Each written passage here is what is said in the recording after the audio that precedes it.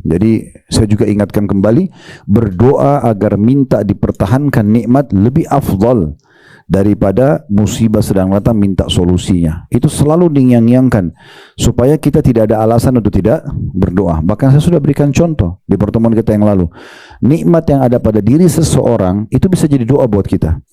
Sebagaimana Allah memberikan dia kekayaan, kepintaran, jabatan, kita bisa mengatakan, ya Allah, sebagaimana Engkau berikan pada dia, berikan kepadaku. Itu bisa saja.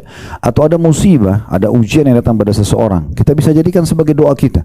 Ya Allah, berikan mereka jalan keluar dan juga selamatkan aku dari apa yang Kau ujikan pada mereka.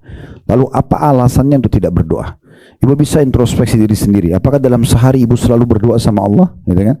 Kalau sudah, ya sudah Ustaz. Misalnya satu hari sholat 5 waktu, saya juga berdoa 5 kali. Maka ditambah secara kuantitas. Jangan 5 kali, setiap saat. Setiap saat lagi di jalan bisa berdoa, ya. Saya sudah kasih gambaran tuh hari. Kalau ibu lewatin masjid, situ bagus banget. Jangan cuma bilang, oh masjidnya bagus. Manfaatnya apa? Gak ada. Pujian itu gak dibutuhkan oleh Allah, dan dibutuhkan juga oleh pemilik masjidnya. Tapi kita jadikan doa, ya Allah, sebagaimana Engkau mudahkan orang ini membangun masjid dan dia dapat pahalanya, kalau Engkau berikan kesempatan aku yang sama, Kau akan lakukan yang sama. Maka bisa sama pahalanya. Ya kan? Kalau ibu dari rumah ke pengajian ini lewatin 10 masjid, 10-10-nya ibu doa begitu. Kalau Allah terima, kita seperti dapat 10 pahala masjid. Belum kalau lewat pesantren, belum kalau lewat apalah, lihat kendaraan mewah orang pakai. Ya Allah, sebagaimana Kau berikan dia, berikan juga aku. Itu bukan mustahil.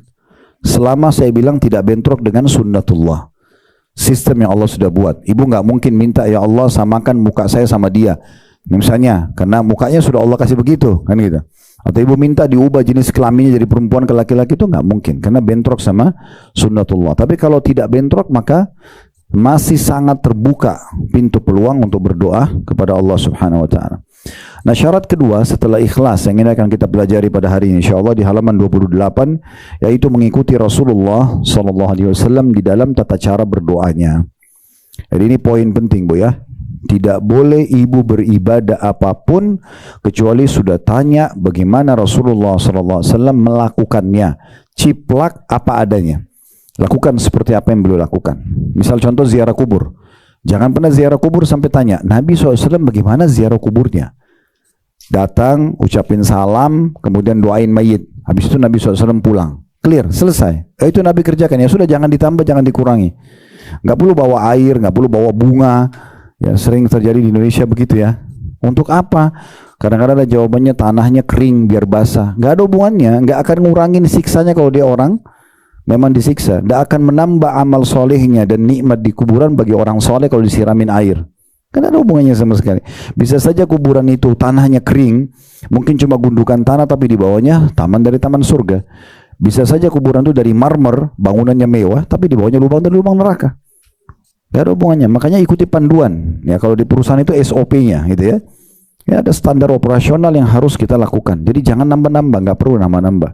Ikutin dan murnikan ajaran beliau, gitu kan?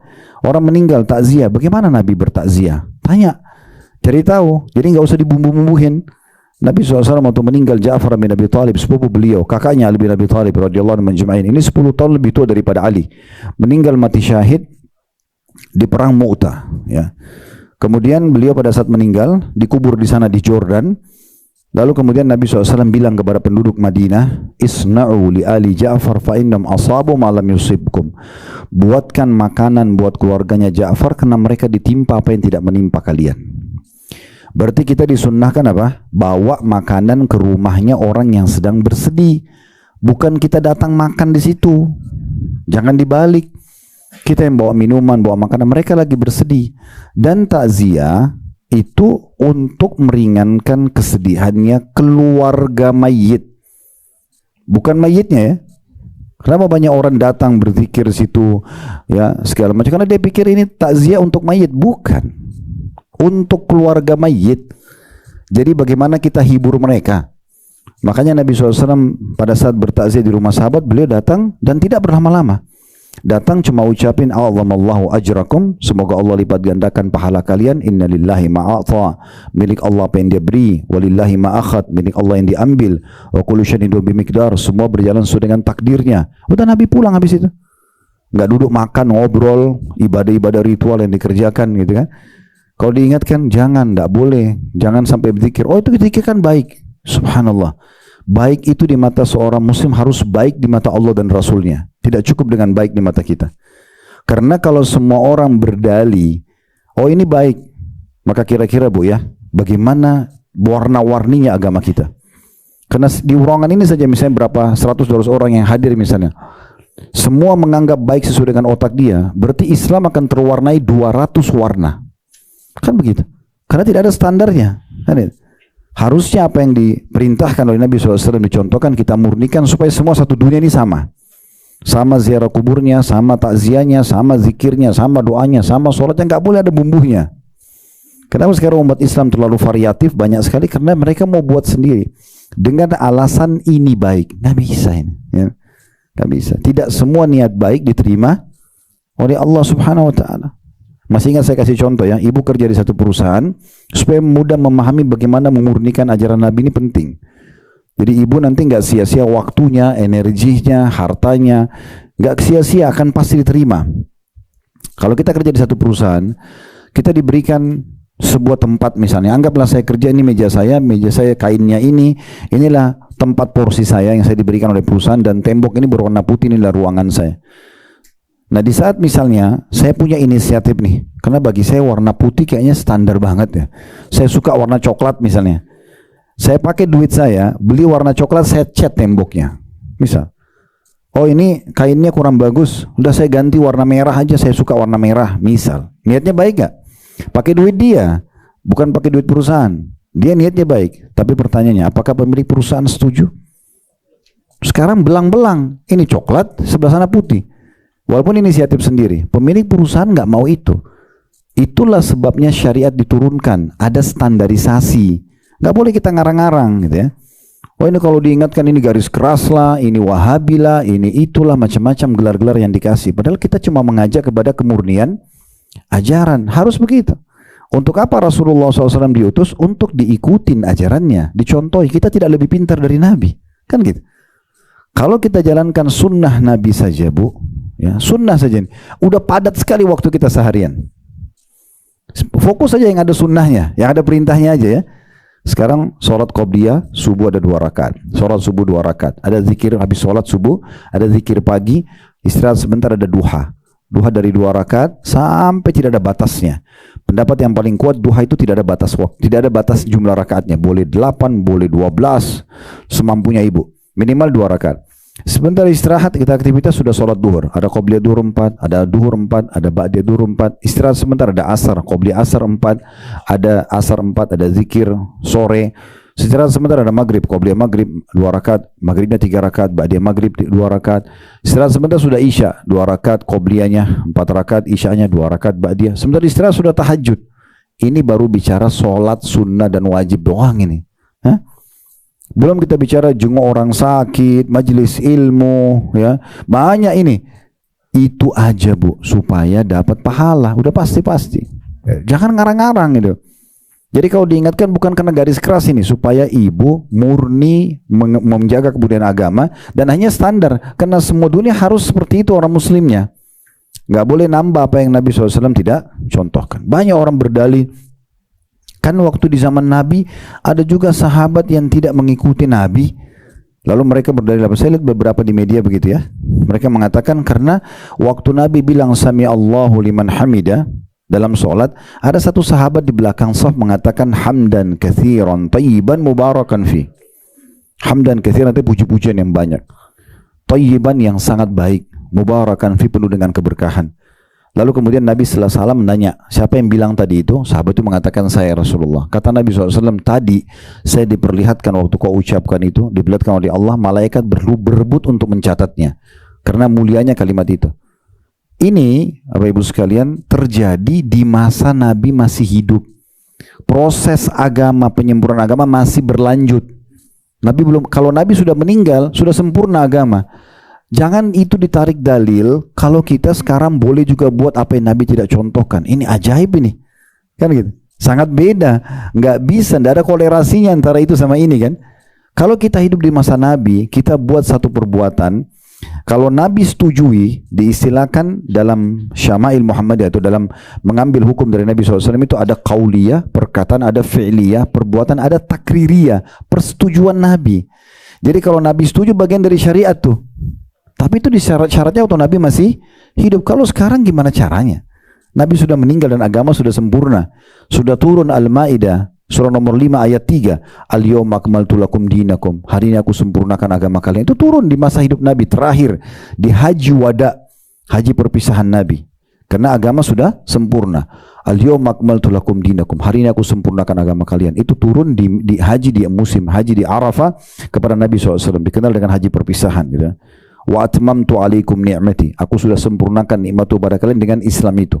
Wa raditu lakumul Islam, dan aku ridho Islam sebagai agama kalian. Nah, di saat itu dan pada saat Nabi SAW meninggal sudah selesai.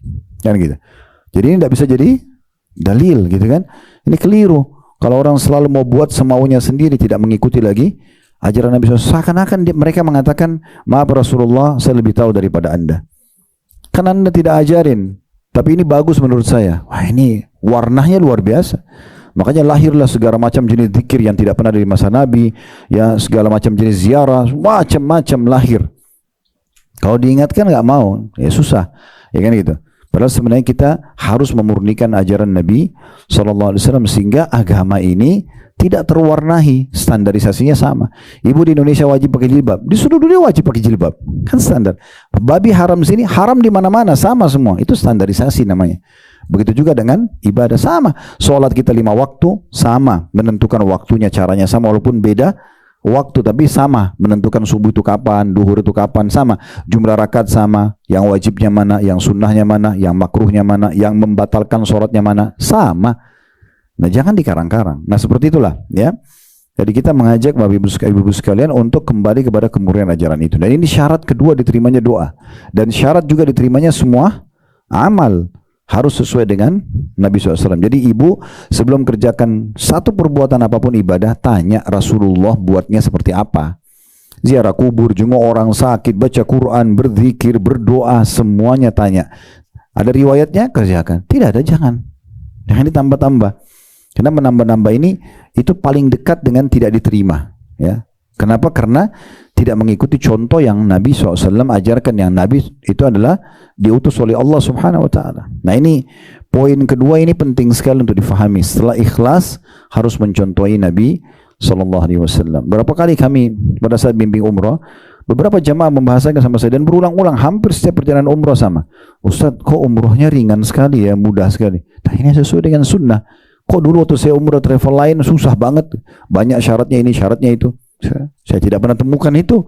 Nabi suruh sederhana, ya, niat di miqat, pakai ihram, dengan berbanyak talbiyah, tawaf, berdoa bebas, gitu kan, silahkan. Sholat di belakang makam Ibrahim, sa'i, tahallul, clear, selesai.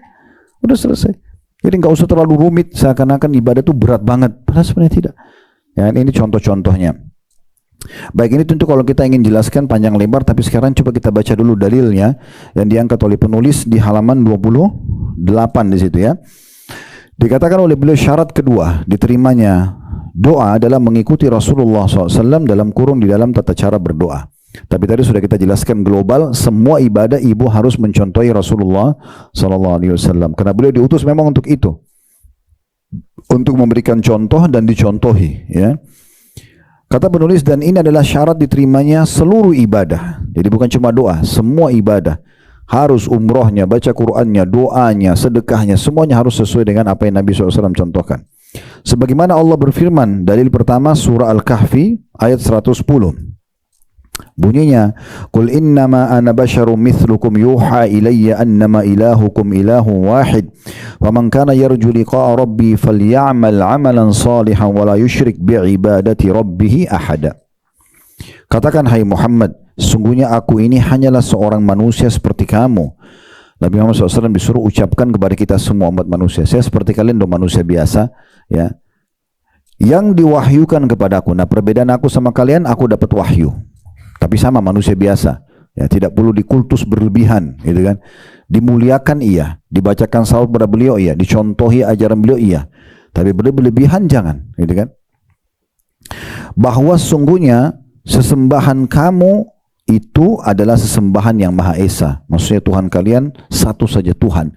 Kembali kepada Dia segala sesuatunya.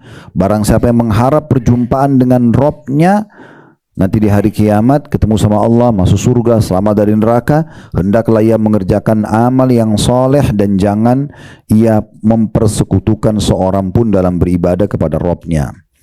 Lalu di situ dijelaskan oleh penulis, yang dimaksud dengan amal soleh adalah segala amal perbuatan yang sesuai dengan syariat Allah Subhanahu wa Ta'ala, dengan maksud dan niat karena Allah semata-mata.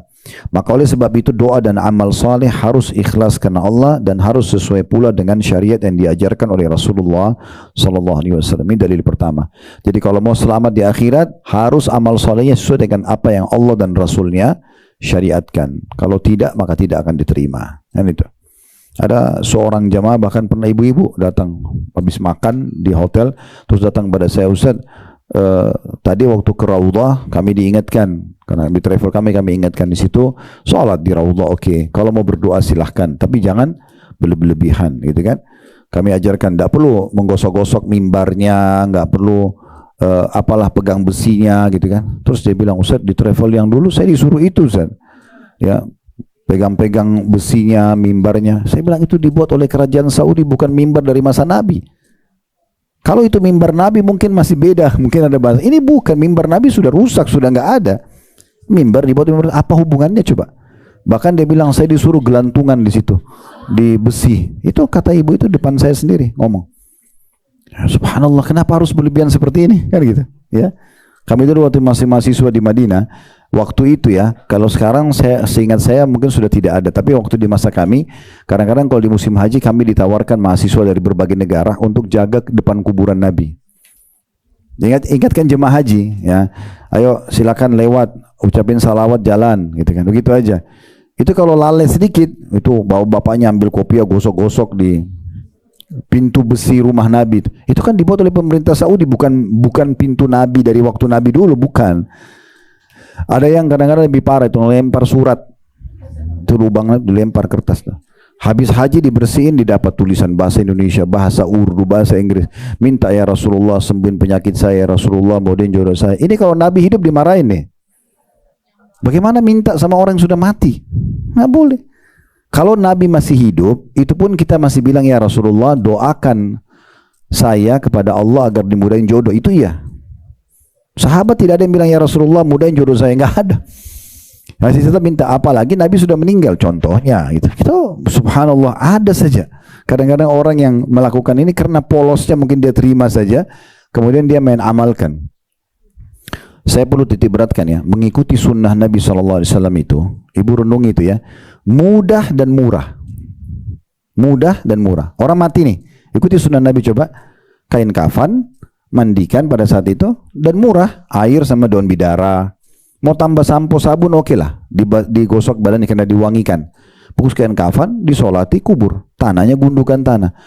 Nggak ada marmer, nggak ada rumah. Karena Nabi SAW bilang sama Ali, hai Ali, jangan kau temukan kuburan kecuali kau sama ratakan dengan tanah. Jangan dibangunin, jangan ditulisin, gitu kan? Itu kata Nabi. Coba lihat, coba ketik di Google riwayat pesan Nabi kepada Ali tentang kuburan. Coba baca deh.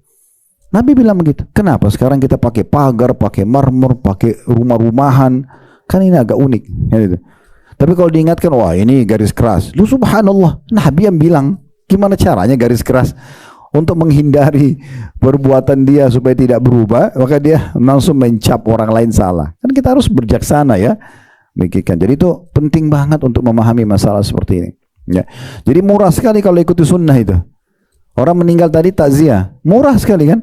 Karena yang sedang sedih nggak usah lagi sibuk untuk biayai tamu yang datang. Yang datang yang bawain makanan untuk mereka supaya mereka makan, minum gitu ya. Saya pernah pulang dari salah satu rumah artis kita ya waktu itu. Saya ceramah di depan beberapa teman-teman artis semuanya kumpul. Terus drivernya beliau waktu saya pulang karena saya tidak bawa kendaraan, bilang sama saya, ini dia cerita sama saya sendiri berdua di mobil gitu.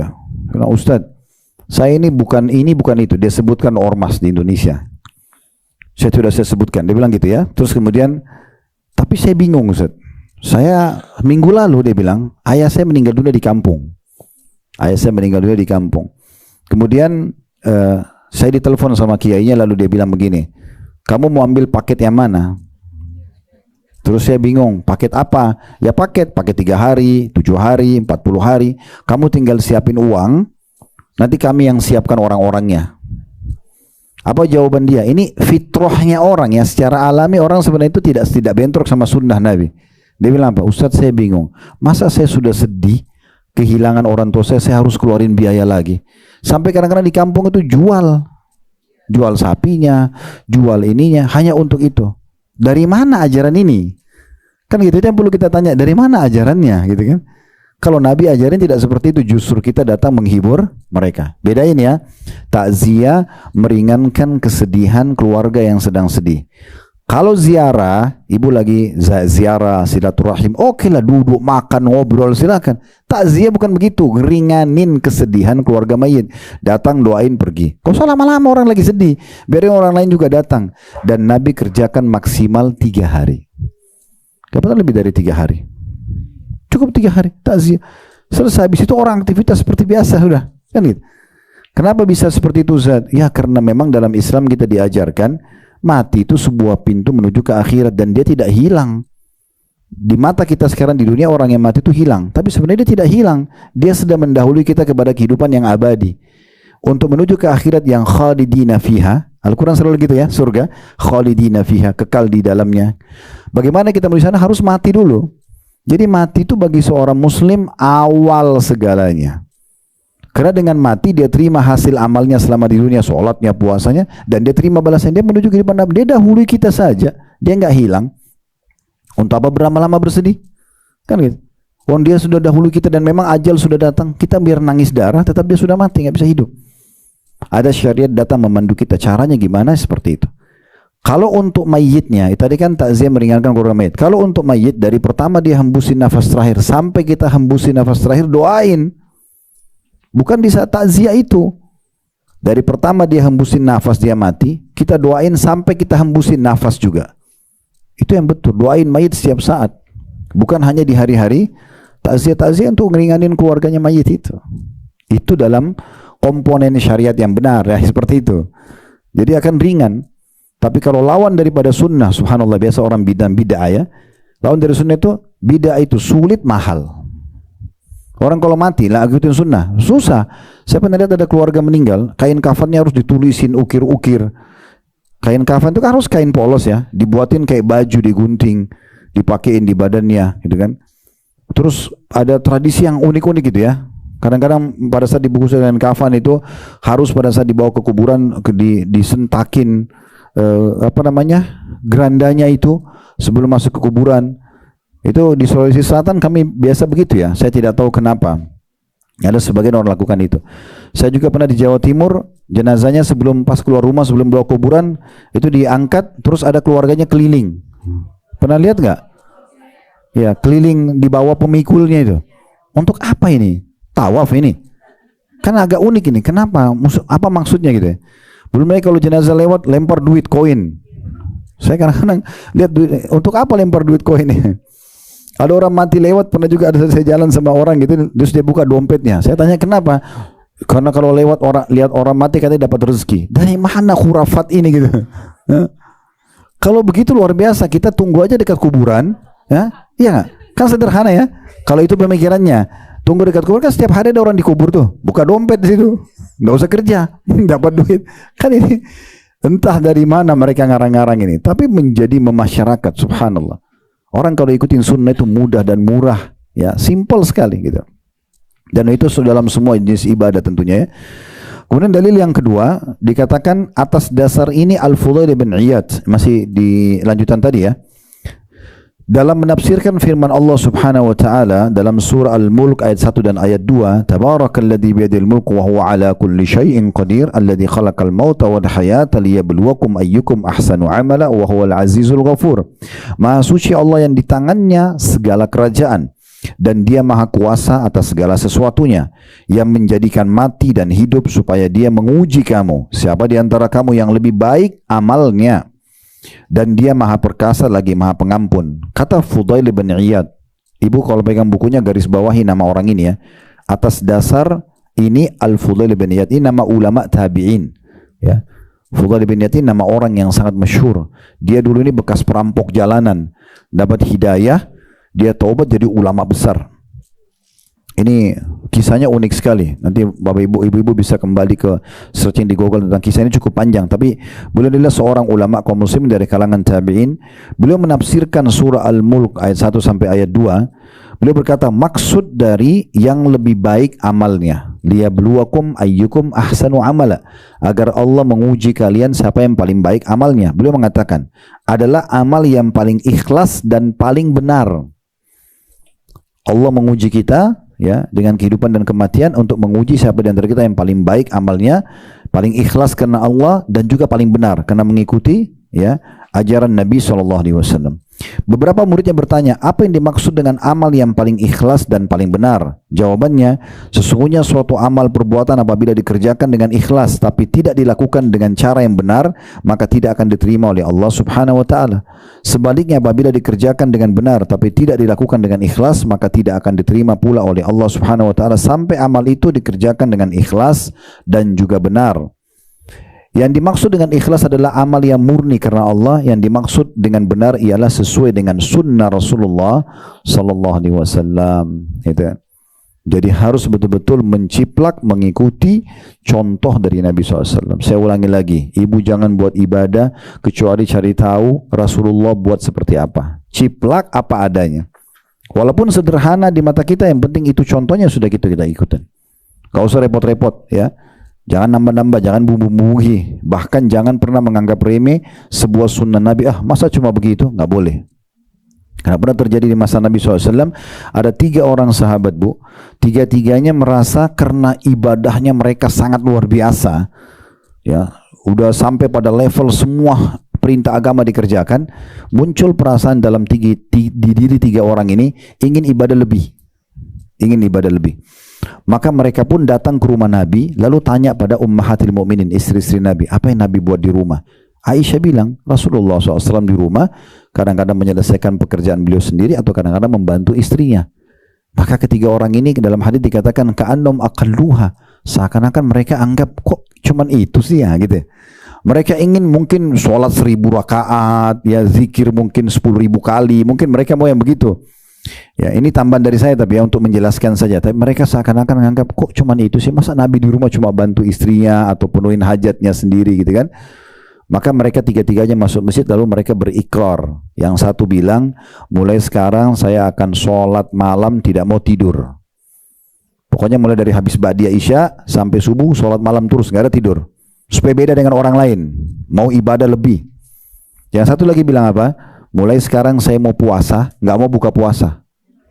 Iya, sampai udah nggak tahan. Jadi misalnya sekarang maghrib nih, saya hari ini contoh ini kalau misalnya hari Senin nih, ini contoh saja. Kita kan sekarang hari Rabu ya, tapi ini contoh hari Senin dia puasa sunnah nih. Pas azan maghrib masih kuat, dia nggak batal, dia lanjut besok. Dia ingin lebih, nggak seperti orang umumnya karena dia merasa mampu mengerjakan. Paham nggak? Yang satu bilang apa? Mulai sekarang saya nggak mau nikah. Karena bagi dia nikah sama wanita ganggu ibadahnya. Ibu jangan tersinggung ya. Karena ini di masa dulu juga sudah meninggal orangnya. Yang jelas tiga-tiganya ini berikrar begitu di masjid, didengar oleh banyak orang. Dilapor ke Nabi, ya Rasulullah ada 3 orang di masjid ikrar begini. Ini kalau nggak diperbaikin ini bisa jadi sumber hukum nanti. Maka karena Nabi masih hidup, Nabi datang. Lalu Nabi SAW mengingatkan ketiga orang itu di depan orang semuanya. Sampai kepada saya berita begini dan begitu. Ada di antara kalian yang mengatakan saya tidak mau tidur di malam hari. Ada yang mengatakan tidak mau buka puasa kecuali sudah tidak tahan. Ada yang mengatakan tidak mau nikahi wanita. Maka beliau mengatakan apa? Ketahuilah saya, kata Nabi ini contohnya ya, saya adalah orang yang paling bertakwa kepada Allah di antara kalian. Tidak usah cari orang yang paling baik level ibadahnya. Sudah saya, kata Nabi. Ingat, saya juga tidur di malam hari dan saya bangun sholat malam. Tidak usah begadang semalam suntuk. Tidur saja. 1 jam, 2 jam sebelum subuh bangun sholat. Tidak usah semalam suntuk siksa diri. Islam tidak seperti itu. Kan gitu. Nabi bilang, saya saja orang yang paling bertakwa, tetap tidur dan sholat. Saya juga puasa dan buka puasa. Dan saya menikahi wanita. Siapa yang menolak sunnahku, bukan dari golonganku. Coba. Jadi nggak boleh ngarang-ngarang. Walaupun kita anggap ringan, itu perintah Nabi sudah seperti itu aja. Tinggal konsisten dijaga kalau Allah sudah mudahkan kita beramal gitu ya. Jadi penting sekali untuk menjaga kemurnian itu. Kemudian dikatakan, kemudian Al-Fudail bin Iyad membacakan ayat 110 dari surah Al-Kahfi, Qul innama ana basyarum mithlukum yuha ilayya annama ilahukum ilahun wahid faman kana yarju liqa'a rabbi falya'mal 'amalan salihan wa la yusyrik bi ibadati rabbi ahada. Katakan, hai Muhammad, sungguhnya aku ini hanyalah seorang manusia seperti kamu yang diwahyukan kepadaku, bahwa sungguhnya Tuhanmu adalah Tuhan yang Maha Esa. Barang siapa yang mengharap perjumpaan dengan Rabbnya di hari kiamat, mau ketemu Allah dan masuk surga, hendaklah ia mengerjakan amal yang saleh. Ya, amal saleh itu sudah dibilang ya, harus ikhlas dan sesuai dengan Nabi SAW. Dan jangan ia mempersekutukan sesuatu pun dalam ibadah kepada Rabbnya. Dan juga ayat 125 dari surah An-Nisa yang bunyinya, wa man ahsanu dinan mimman aslama wajhahu lillahi wa huwa muhsin wattaba' millata Ibrahim hanifa wattakhadallahu Ibrahim khalila. Dan siapakah yang lebih baik agamanya daripada orang yang ikhlas menyerahkan dirinya kepada Allah, sedangkan dia pun mengerjakan kebaikan dan ia mengikuti ajaran Ibrahim yang lurus, dan Allah menjadikan Ibrahim sebagai kesayangannya. Kita baca dulu dan lanjutannya juga dalam surah Luqman ayat 22. Ya, ini maksudnya ayat-ayat yang dibaca oleh Fudail bin Iyad, ya, masih tokoh yang tadi kita bilang itu. Dia membacakan juga untuk menguatkan pentingnya ikhlas dan memegang pada sunnah Nabi SAW. Beliau membacakan surah Luqman, surah nomor ini 30-an ya. Dia atau di ayat 22-nya tepatnya berbunyi, wa man yuslim wajhahu ila Allah wa huwa muhsin faqad istamsaka bil urwatil wuthqa wa ila Allah aqibatul umur. Dan barang siapa yang menyerahkan dirinya kepada Allah sedangkan dia adalah orang yang berbuat kebaikan, maka sungguhnya ia telah berpegang kepada buhul tali yang kokoh, dan hanya kepada Allah lah kesudahan segala urusan. Kemudian dikatakan yang dimaksud Islam al-wajhi atau menyerahkan diri kehadirat Allah dalam ayat tadi ya, dan dia menyerahkan dirinya kepada Allah, ialah memurnikan niat, doa dan perbuatan semata-mata untuk Allah. Dan ihsan, berbuat kebaikan, berarti mengikuti Rasulullah SAW dan juga sunnahnya. Ini dalil yang dipegang oleh Fudail bin Iyad tentang pentingnya menjaga kemurnian ibadah sesuai dengan perintah Allah dan ikhlas karena Allah, kemudian mencontohi Nabi SAW. Lalu kata beliau di sini penulis, maka wajib atas setiap muslim mengikuti Rasulullah SAW dalam segala perbuatannya, sebagaimana firman Allah SWT juga yang lain dalam surah Al-Ahzab ayat 21, laqad kana lakum fi rasulillahi uswatun hasanatun liman kana yarjullaha wal yawmal akhir wa dzakarallaha katsira. Sesungguhnya telah ada pada diri Rasulullah SAW itu suri tauladan yang baik bagimu, yaitu bagi orang-orang yang mengharap rahmat Allah dan kedatangan hari kiamat, dan dia banyak menyebut Allah. Ada kisah unik dari Abdullah bin Umar radhiyallahu anhuma. Ini sahabat Nabi yang punya julukan sahibut ta'assi, orang yang sangat fanatik mencontohi Nabi, sampai beliau pernah berhenti di sebuah tempat untuk menyelesaikan hajatnya saja ya. Kemudian waktu ditanya, kenapa anda berhenti di sini? Beliau mengatakan, karena saya pernah waktu haji bersama Nabi, Nabi pernah selesaikan hajatnya di sini. Dalam riwayat lain, beliau pernah mampir di sebuah tempat lalu tidur di bawah sebuah pohon, walaupun sejenak, kemudian beliau pergi. Ditanya, kenapa anda lakukan? Karena saya pernah jalan sama Nabi, Nabi pernah tidur di pohon ini. Begitu luar biasanya mereka menjaga apa yang Nabi SAW contohkan. Semua diikutin, gitu kan? Maka di sini penting sekali untuk kita fahami. Tersisa mungkin yang memang tidak bisa, itu adalah khalqiyahnya Nabi, ciptaan fisiknya Nabi tidak bisa kita ciplak ya. Seperti misalnya postur tubuh Nabi, warna kulit Nabi, bentuk rambutnya, itu tidak mungkin kita samakan karena Allah sudah ciptakan begitu. Tapi kalau dalam syariat itu tidak ada perbedaan harusnya, karena harusnya semua sama ibadah yang kita kerjakan, semua juga sama memahami dosa yang harus kita tinggalkan. Ya, itu ada standarisasinya. Nah, seperti itulah. Jadi Nabi SAW adalah sebaik-baik suri tauladan, sebaik-baik idola ya, yang harusnya diikuti semua lini kehidupan beliau. Kemudian dalam surah Al-Imran ayat 31 dalil selanjutnya tentang pentingnya menjaga kemurnian mengikuti ajaran beliau sallallahu alaihi wasallam, yang berbunyi kul in kuntum tuhibbunallaha fattabi'uni yuhibbukumullah wa yaghfir lakum dzunubakum wallahu ghafurur rahim. Katakanlah, jika kamu benar-benar mencintai Allah, maka ikutilah aku. Niscaya Allah mengasihi dan mengampuni dosa-dosamu, dan Allah Maha Pengampun lagi Maha Penyayang.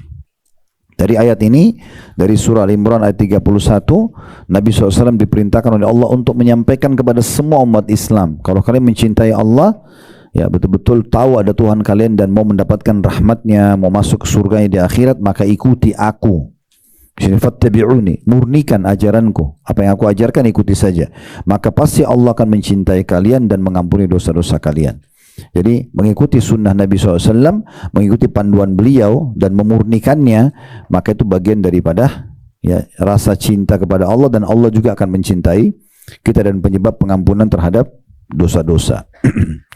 Begitu juga dengan surah Al-A'raf ayat 158 ya, yang berbunyi Allah SWT berfirman, Qul ya ayyuhan nasu inni rasulullahi ilaikum jami'an alladhi lahu mulkus samawati wal ard la ilaha illa huwa yuhyi wa yumit fa'aminu billahi wa rasulihin nabiyil ummi alladhi yu'minu billahi wa kalimati wattabi'uhu la'allakum tahtadun.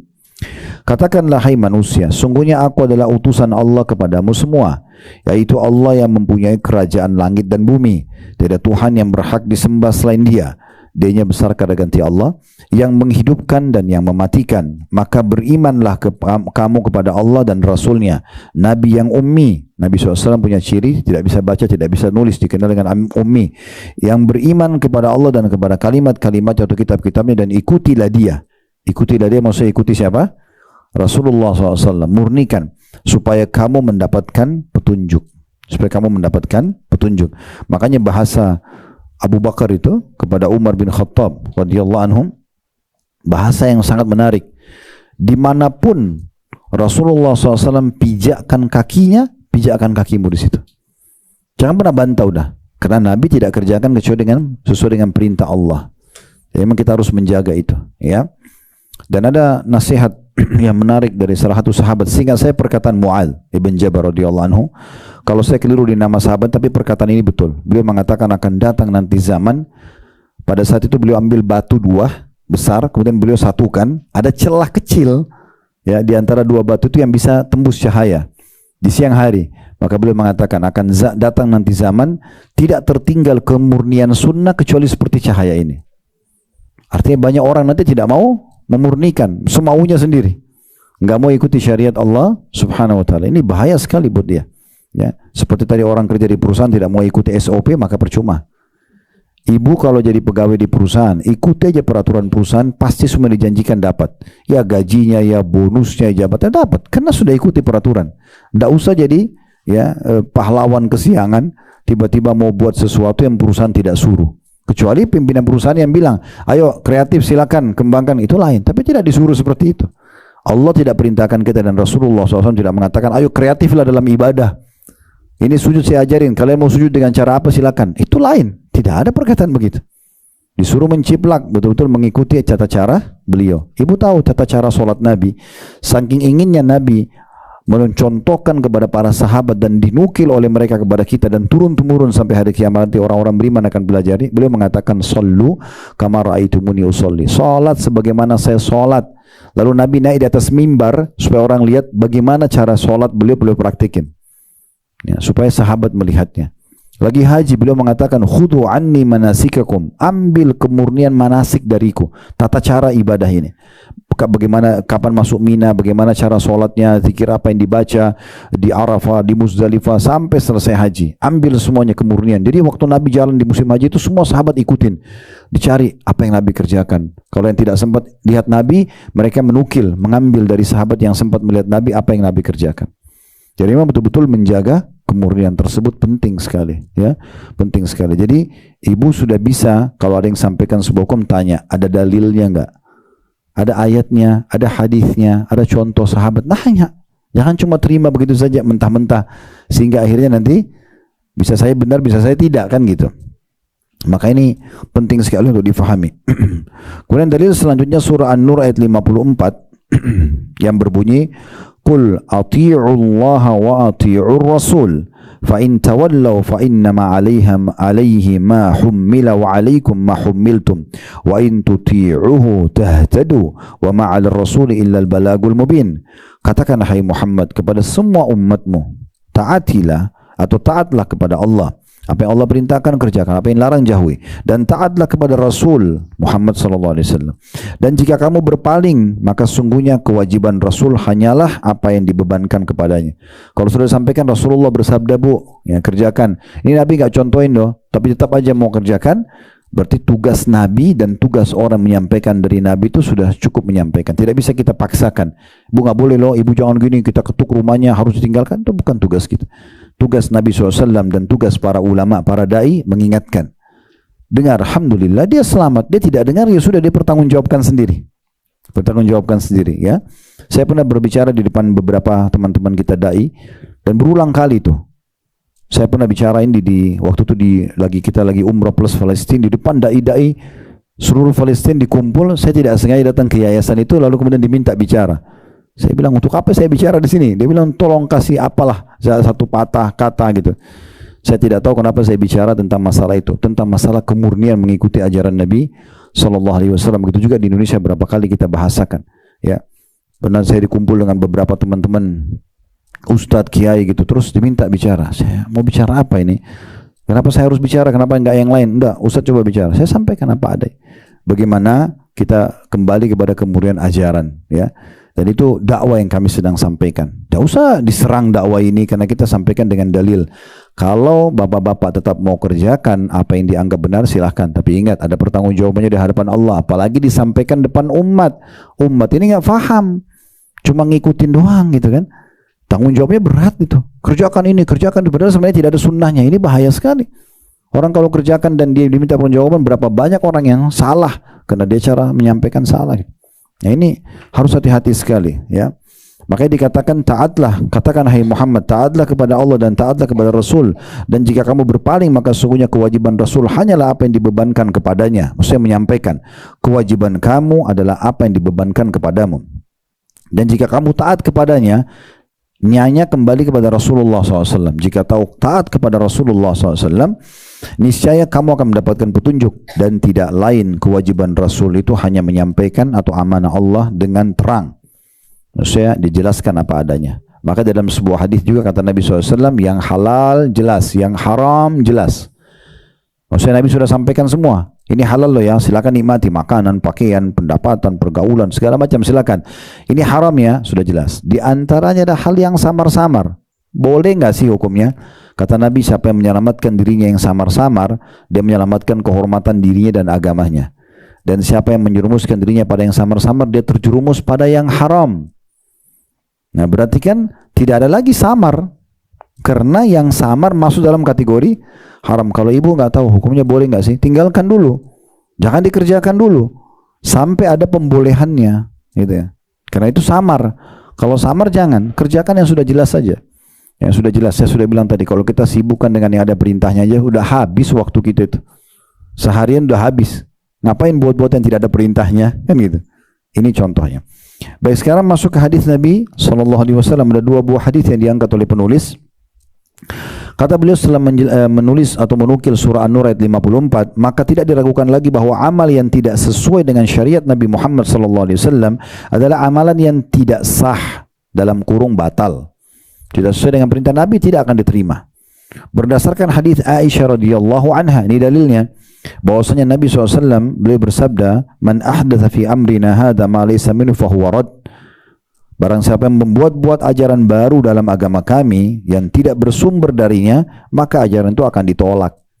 Ya, andai saja hadis ini tidak ada, misalnya orang bisa saja buat, yang penting dia ikhlas, maka mungkin boleh. Tapi Nabi bilang, ini sabda Nabi, hadis sahih, bisa lihat footnote riwayat Bukhari Muslim di bawah ya. Ada footnote nomor 28, ini hadis sahih. Siapa yang buat-buat ajaran, maksudnya ibadah, yang tidak kami contohkan, akan tertolak. Nabi sudah bilang. Ini bukan perkataan saya, perkataan Nabi. Ya, gitu. Begitu juga dengan riwayat Imam Muslim yang lain, man amila amalan laisa alaihi amruna fahuwa rad. Barang siapa yang melakukan suatu amalan yang tidak didasari agama kami, tidak pernah kami sampaikan, maka amalnya itu ditolak. Rugi sekali. Uang yang dikeluarkan rugi, waktu yang digunakan juga rugi, energi yang dikerahkan rugi, rugi semua. Nggak ada hasilnya. Ya, ini sayang banget. Oleh karena itu menjaga kemurnian ini penting sekali, ya Bapak Ibu sekalian atau Ibu sekalian ya. Sekarang kita akan masuk, itu tadi syarat yang kedua. Kita akan masuk syarat yang ketiga. Tadi mengikuti sunnah Nabi SAW. Yang ketiga sekarang adalah percaya dan yakin akan dikabulkan doa. Ini syarat penting, ya. Jadi nggak boleh ibu berdoa, Allah terima nggak sih? Itu ragu namanya. Diikuti keyakinan dalam hati, Allah dengar, Allah akan kasih. Itu namanya sangka baik dengan Allah. Itu wajib hukumnya kalau mau diterima doanya. Syaratnya. Tanpa syarat ini nggak diterima doa. Diikuti dengan keyakinan. Kata beliau, di antara syarat yang terpenting agar doa diterima adalah percaya kepada Allah dan bahwa Allah Maha Kuasa, karena apabila Allah berkehendak maka Allah hanya berfirman jadilah, ya, maka jadilah ia, sebagaimana Allah berfirman dalam surah An-Nahl ayat 40, selama ibu bukan berdoa yang minta yang haram dan tidak bentrok dengan sunnatullah. Ingat ini ya, tidak minta supaya muka kita tadi sama dengan muka dia misalnya. Itu kan sistem Allah sudah buat, nggak mungkin. Ibu perempuan, ya Allah ubah saya jadi laki-laki, nggak mungkin. Malam siang selalu ada, ya Allah saya nggak suka malam, hilangkan. Nggak bisa. Kalau tidak bentrok dengan sunnatullah dan tidak haram, maka itu bisa diterima. Dikatakan di sini ya, Allah bisa menjadikan apapun, walaupun mustahil di mata manusia. Ibu sudah divonis sama dokter nggak akan sembuh. Sembuh kalau di sisi Allah SWT. Divonis mandul nggak bisa punya anak, Allah masih bisa kasih punya anak. Nggak ada yang mustahil. Yang penting merengek aja sama Allah, berdoa terus. Jangan berhenti sampai Allah kasih. Karena Allah kalau ingin, kun fayakun, jadi maka jadilah, ya. Dalam surah An-Nahl ayat 40 Allah berfirman, innama qauluna li syai'in idza aradna an naqula lahu kun fayakun. Maksudnya perkataan kami, kata Allah, terhadap segala sesuatu apabila kami menghendakinya, kami hanya mengatakan padanya kun, jadilah, maka jadilah dia, ya. Juga dalam firman Allah yang lain surah Yasin ayat 82, innama amruhu idza arada syai'an ay yaqula lahu kun fayakun. Sungguhnya perintahnya, innya besar kata ganti Allah, apabila dia besar kata ganti Allah, menghendaki sesuatu hanyalah berkata kepadanya jadilah, maka jadilah ia. Untuk menambah rasa percaya tersebut bagi seorang muslim, kata penulis ya, maka ia mesti mengetahui bahwa seluruh pintu kebaikan dan keberkatan ada di sisinya, di sisi Allah Subhanahu wa taala. Firman Allah Subhanahu wa taala dalam surah Al-Hijr ayat 21, wa in min syai'in illa 'indana khazainuhu wa ma nunazzilu illa biqadarin ma'lum. Dan tidak ada sesuatu pun melainkan pada sisi kamilah khazanahnya. Khazanah itu maksudnya perbendaharaannya, gudangnya, itu ya. Apa saja yang ibu butuhkan ada semua di sisi Allah SWT. Mau rezeki, mau panjang umur, mau selamat dari mara bahaya, semua dari Allah Subhanahu wa taala. Dan kami tidak menurunkannya melainkan dengan ukuran tertentu. Apa korelasinya? Kalau dua ayat pertama Nahl 40 dan Yasin 82, maksudnya kita kalau mau berdoa yakin, ya, Allah itu tidak ada yang mustahil di sisi dia, walaupun sedang diuji kita seakan-akan di mata manusia sudah tidak bisa. Tadi kayak nggak bisa sembuh lagi, nggak bisa punya keturunan, kayaknya kita terlilit utang susah untuk membayarnya. Itu semua tidak ada yang mustahil. Bisa Allah SWT berikan, karena Allah bisa katakan jadi maka jadilah. Juga di dalam Al-Hijr ayat 21 menandakan bahwasanya kalaupun kita berdoa Allah mendengarnya, tetapi di sini Allah menurunkan sesuai dengan kadarnya, ya. Ada orang kadang-kadang dia berdoa mungkin dikasih semuanya, ada juga orang dikasih sebagiannya, sebagainya dibiarkan nanti disimpan untuk di hari kiamat. Ada orang yang dikasih nanti hari kiamat saja. Dan hadis Nabi SAW mulia yang pernah kita bahas di dalam keutamaan doa itu ya, tidak ada seorang muslim yang berdoa di muka bumi kecuali diterima oleh Allah, hanya saja melalui salah satu dari 3 tahapan. Bisa Allah kasih langsung, bisa Allah hilangkan musibah atau mara bahaya yang setimpal, yang senilai dengan doa dia, atau Allah simpankan yang dia panen dalam bentuk pahala pada hari kiamat nanti. Selanjutnya di halaman 34, dan firman Allah Subhanahu wa taala dalam hadis qudsi yang berbunyi titik-titik sebelumnya, itu maksudnya hadis ini ada awalnya Bu ya. Titik-titik itu di halaman 34 di hadis yang paling atas yang bahasa Arab. Jadi kalau ada titik-titik berarti ada hadis sebelumnya. Cuman penulis mengambil saksi bahasannya. Apa yang kira-kira dibutuhkan untuk sub bahasan kita ini. Ya ibadi Lau anna awwalakum wa akhirakum wa insakum wa jinnakum qamu fi sa'idin wahid fasa'aluni fa'ataitu kulla insanin mas'alata ma naqasa dhalika mimma indi illa kama yanqusul mikhyatu idza udkhila al-bahr. Wahai hamba-hambaku, seandainya, kata Allah, semua makhluk mulai dari yang pertama sampai yang akhir, yang pertama Nabi Adam dari manusia sampai akhir manusia nanti lahir menjelang hari kiamat, dari jenis manusia dan juga jin. Jin siapa yang pertama Allah ciptakan kita tidak tahu karena tidak diinformasikan. Iblis salah satu dari bagian jin yang sudah ada pada saat Nabi Adam diciptakan. Makanya Nabi Adam waktu diciptakan iblis sudah ada dan dia tidak mau sujud. Tapi siapa iblis jin pertama kita tidak tahu, ya. Cuma jin sudah ada sebelum manusia. Nah, jin pertama sampai jin yang terakhir nanti lahir menjelang hari kiamat. Semua manusia dan jin yang pertama sampai yang akhir, ya, dikatakan berdiri. Semuanya berdiri di satu tanah lapang, lantas memohon kepadaku. Lalu aku berikan setiap orang, ya, akan permintaannya. Semua misalnya anggap 10 miliar manusia, 10 miliar jin. Semuanya berkumpul, semuanya minta hajatnya masing-masing maksimal.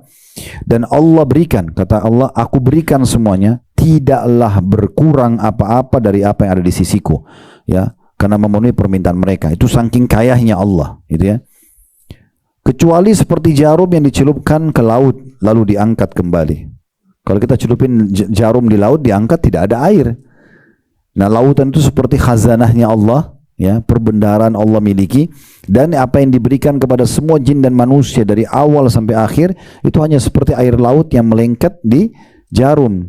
Diangkat berapa detik kering lagi kan gitu. Nah, jadi tidak ada sama sekali bisa dibandingkan, ya, dengan apa yang Allah berikan. Jadi maksudnya dari hadis ini, Bu, ibu minta apa saja. Allah itu maha kaya. Jangan nanggung-nanggung kalau minta. Minta yang besar. Minta sesuatu yang luar biasa. Minta kebahagiaan sesempurna mungkin di dunia. Derajat tertinggi di akhirat. Minta. Minta kekayaan terbaik. Minta kebahagiaan terbaik, gitu ya. Tapi tentu kalau ibu sedang minta harus juga poin satu dijaga. Ini penting, ya. Kalau saya tanya rasionalnya, kalau ibu lagi kerja di perusahaan, ibu pengen dinaikkan jabatannya, ya, atau ingin ditambah fasilitasnya. Ibu sedang mengajukan ke dirut perusahaan, tulis proposalnya atau tulis permohonannya, dikasih ke meja dirutnya, gitu kan? Kira-kira, Bu, sementara ibu nunggu permohonan ibu diterima, apa yang ibu lakukan sebagai pegawai? Makin rajin atau ugal-ugalan nih? Bener nih? Nah, kalau berdoa sama Allah, sedang ngajukan permohonan, harusnya makin rajin. Jangan malas-malasan. Makin bagus sholat malamnya, makin bagus sholat duhanya, makin banyak baca Quran. Jadi permohonannya gampang. Ini sholat malas tapi permohonannya banyak sama Allah. Nah, berkorban untuk Allah sedikit sekali. Kotak amal lewat 2.000 rupiah. Minta sama Allah kesehatan, keturunan, pasangan, kebahagiaan. Ini pelitnya luar biasa. 2.000 rupiah gitu kan. Gimana caranya? Ini. Atau kadang-kadang orang miskin minta masih negosiasi sama syaitan gitu. Kayaknya masih kuat, dah usah deh. Untuk apa? Tugas kita orang kalau minta, dia mampu atau tidak mampu, bukan urusan kita lagi negosiasi. Apa kata Nabi SAW? Yadul ulya khairum yadis sufla. Tangan yang memberi di atas lebih baik daripada tangan yang menerima. Walaupun orang kaya minta, ya ada urusan. Tugas kita memberi di saat itu. Kita lebih mulia, kan begitu. Lalu dikatakan setelah menulis hadis ini hadis yang mulia luar biasa, ya. Bagaimana Allah memiliki perbenaran yang tidak pernah habis. Jangan pernah ragu, Allah mampu nggak kasih saya? Atau ini permintaan besar nggak ya? Nggak ada urusannya. Walaupun besar di mata manusia, gitu kan. Minta apapun selama tidak haram, tidak bentrok sama sunnatullah, Allah kasih. Lalu kata penulis, dan ini menunjukkan sempurnanya kekuasaan Allah Subhanahu wa taala dan sempurnanya kerajaannya. N-nya besar, kata ganti Allah, dan bahwasanya kerajaannya dan perbendaharannya tidak akan habis dan berkurang karena diberikan. Jadi bukan cuma permintaan kita, apalagi cuma minta disembuhkan penyakit, minta ditambah rezeki, kecil banget itu, ya kan? Tapi ikuti dengan keyakinan Allah mendengar, Allah akan kasih. Nah gitu, ya. Sekalipun kepada makhluk-makhluk yang paling pertama hingga terakhir dari golongan jin dan manusia diberikan segala yang mereka minta dari tempat yang sama. Oleh sebab itu Rasulullah sallallahu alaihi wasallam juga bersabda, yadullahi mal'a la yaghiduha nafaqa sahha'ul laili wan nahar ara'aitum ma anfaqa mundu khalaqas samaa wal ard fa innahu lam ya'id ya atau lam yaghidu ma fi yadihi wa kana arsyu 'alal ma' wa bi yadihi al mizanu yakhfidu wa yarfa'. Tangan Allah itu melimpah, kata Nabi SAW, melimpah ruah apapun yang kita minta. Tidak usah kebutuhan kita, kebutuhan semua jin dan manusia tadi, minta semuanya maksimal, Allah kasih, tidak mengurangi kekayaan Allah. Maka jangan pernah berhenti minta. Ya, Allah mau kita manja. Gitu. Kenapa kita nggak manja dengan Allah? Kenapa kita nggak merengek sama Allah? Kita sudah jelaskan juga pada pertemuan yang lalu ya. Justru kalau ibu tidak berdoa, Allah anggap ibu sombong. Ya, Allah marah dengan orang yang tidak berdoa. Man lam yadu Allah, kata Nabi SAW dalam hadis riwayat Tirmidzi, yaghdab alaih. Siapa yang tidak berdoa sama Allah, Allah marah padanya. Ya. Perhatikan terjemahnya, kata Nabi SAW, tangan Allah itu melimpah, maksudnya penuh dengan karunia, tidak berkurang oleh pemberiannya dan yang terus mengalir siang dan malam. Tidakkah kamu perhatikan pemberiannya semenjak dia menciptakan langit dan bumi? Dari sebelum kita lahir, semua ini sudah ada. Air, udara, semua ada, batu, api, semua ada. Dari dulu tidak pernah habis tuh ya, stoknya.